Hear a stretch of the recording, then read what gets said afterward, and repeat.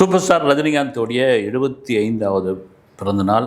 அதை தாண்டி அவர் சினிமாவுக்கு வந்து 50வது வருஷம். இது ஒரு பக்கம் இருக்கும்போது இந்த 90கள் 80களோட கடைசியில் வந்து தயவுசெய்து என் பிறந்த நாளுக்கு யாரும் வந்துடாதீங்கப்பா, இந்த பக்கம் மெட்ராஸ் பக்கமே யாரும் வந்துடாதீங்க, போயஸ்காட் பக்கம் யாரும் வந்து தயவுசெய்து இந்த பக்கம் நின்றுடாதீங்க, ராகவேந்திர கல்யாண மண்டபத்தால யாரும் வந்துடாதீங்க, நான் ஊரில் இல்லை, நான் வந்து இமயமலைக்கு போயிட்டேன், இல்லை அது வந்து இந்தியாவை தாண்டி எங்கேயோ ஒரு இடத்துல இருக்கிறேன், எங்கே வந்துடாதீங்க.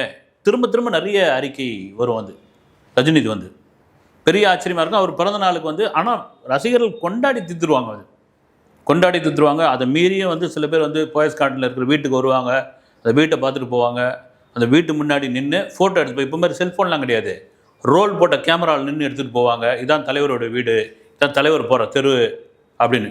இது ஏன் சொன்னார்றதுக்கான காரணம் நான் சொல்கிறேன்.